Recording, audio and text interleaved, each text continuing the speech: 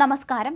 തിരുവണ്ണാമലൈ കൂട്ട ആഭിചാര ആത്മഹത്യയിൽ കൂടുതൽ വിവരങ്ങൾ പുറത്തു വന്നിരിക്കുകയാണ്. ദൈവത്തിങ്കലേക്ക് പോകുന്നുവെന്ന് എഴുതിവച്ച ശേഷമാണ് അവർ ആത്മഹത്യ ചെയ്തിരിക്കുന്നത്. അതായത് ഈ ഒരു കുടുംബത്തിലെ 4 പേരാണ് ഒന്നിച്ച് ജീവനൊടുക്കിയത്. അതേസമയം മക്കളെ നിർബന്ധിച്ചത് രുക്മിണിയാണെന്ന് പോലീസ് പറയുന്നുണ്ട്. ശ്രീ മഹാകാല വ്യാസർ, സുഹൃത്ത് രുക്മിണി പ്രിയ, മക്കളായ മുകുന്ദ്, ആകാശ്, ജലന്ധരി എന്നിവരുടെ മൊബൈൽ ഫോൺ പരിശോധിച്ച ശേഷമാണ് ഇതൊരു ആഭിചാര ആത്മഹത്യയാണെന്ന നടക്കുന്ന വിവരത്തിലേക്ക് പോലീസ് എത്തിയത്.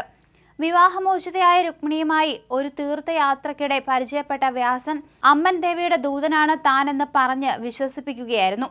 ധ്യാനത്തിനിടെ ദേവിയുമായി നേരിട്ട് സംസാരിക്കും എന്ന് വ്യാസരുടെ അവകാശവാദം വിശ്വസിച്ച രുക്മിണി ഇയാൾക്കൊപ്പം യാത്രകൾ പതിവാക്കുകയായിരുന്നു. പിന്നാലെ മോക്ഷം തേടിയുള്ള മാർഗം എന്ന നിലയിലാണ് മരണം നിർദ്ദേശിച്ചത്. അങ്ങനെയാണ് ദൈവത്തിങ്കലേക്ക് പോകുന്നു എന്നെഴുതിയ കുറിപ്പ് ഇവർ എഴുതിവച്ചത്. 17കാരിയായ ജലന്ധരിയും 12കാരനായ മുകുന്ദും ആത്മഹത്യയ്ക്ക് ഒരുക്കമായിരുന്നില്ല. എന്നാൽ ഇവരുടെ അമ്മ നിർബന്ധിച്ച് ഇതിനെ പ്രേരിപ്പിക്കുകയായിരുന്നു. അതായത് അച്ഛൻ്റെ ശല്യം തീർക്കാനെന്നും മക്കളെ പറഞ്ഞ് വിശ്വസിപ്പിച്ചു. അങ്ങനെയാണ് മക്കൾ ഇതിന് വഴങ്ങിയത്. അതേസമയം ഈ ഒരു മരണത്തിന് മറ്റാരും ഉത്തരവാദികളല്ലെന്ന് ആത്മഹത്യാക്കുറിപ്പിൽ പറയുന്നുണ്ട്.